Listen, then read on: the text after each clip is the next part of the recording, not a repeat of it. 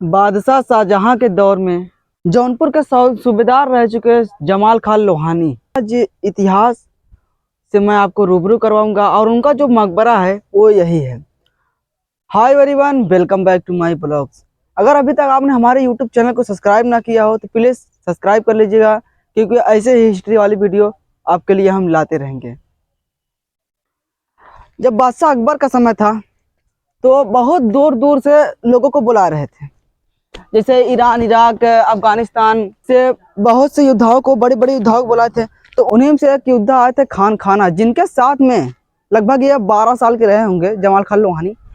उन्हीं के साथ में ये आए थे भारत अकबर के शासनकाल में। पर जब 17-16 की उम्र हुई तो यह ज्ञान प्राप्त किए। उसके बाद जब कुछ जानकार हो गए तो उन्होंने अटाला के बगल में निवास स्थान बनाया और उसके बाद वहीं पर ये रहने लगे। तो फिर जब शाहजहां का दौर आया, उस दौर में ये यहाँ के सूबेदार हुआ करते थे। तो जब इनकी मृत्यु हो गई, इनकी यहीं पर एक मकबरा से बना दिया गया। आज ये खंडहर में तब्दील हो चुकी है, देख सकते हैं आप। और इसके ऊपर इतना भाई पेड़ और जाम गया है ना कि मकबरा दूर से साफ दिखाई नहीं पड़ता है। और इसका जो आर्किटेक्चर है उससे मैं थोड़ा आपको रूबरू करा, क्योंकि अगर किसी भी मकबरे में हम जाते हैं तो उसका जो आर्किटेक्चर है उससे तो मैं आपको रूबरू करवाता ही हूँ, लेकिन अगर इससे रूबरू करवाना चाहे तो भाई इसका देख सकते हैं आप कि आर्किटेक्चर जो था वो टूट गया है पूरा, और सिर्फ ऊपर का साफ आपको दिखाई पड़ेगा। और आप देख सकते हैं इस मकबरे में भी डायमंड वर्क किया गया है और एएसआई के द्वारा इसको प्रोडक्ट नहीं किया गया है एक भी बार, और इसीलिए आज ये एकदम खंडहर हो चुका है। और इसमें भी डायमंड वर्क किया गया है, जो कि उज्बेकिस्तान, अफगानिस्तान थे, भारत के लिए आए थे।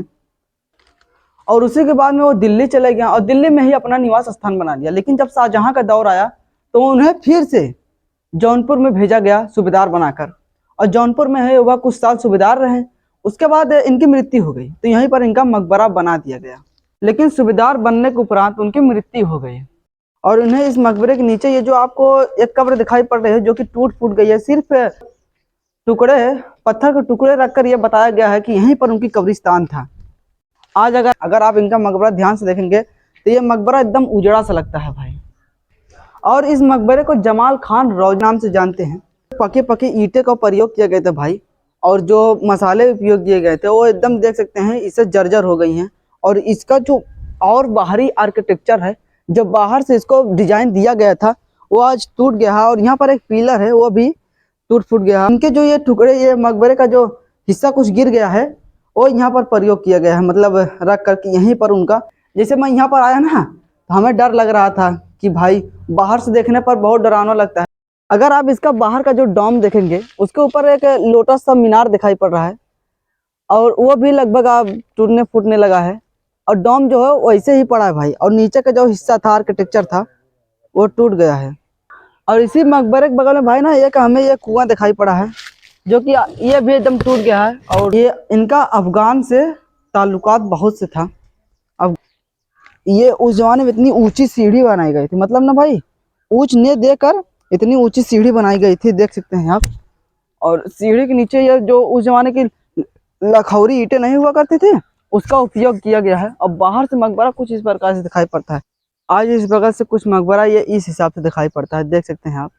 ये मकबरा एकदम भाई ना ऊपर का सिर्फ डोम आपको दिखाई पड़ेगा थोड़ा सा, और जो पेड़ है ना कुल पेड़ से एकदम उठा हो गया है, और आसपास में खेत बना दिए गए हैं।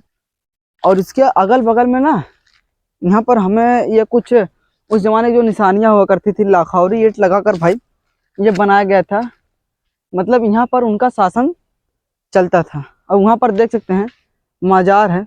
और सो आज के लिए बस इतना ही। अगर हिस्ट्री अच्छा लगा होगा भाई तो प्लीज़ चैनल को सब्सक्राइब कर दीजिएगा। ऐसे हिस्ट्री और आपके लिए हम लाते रहेंगे।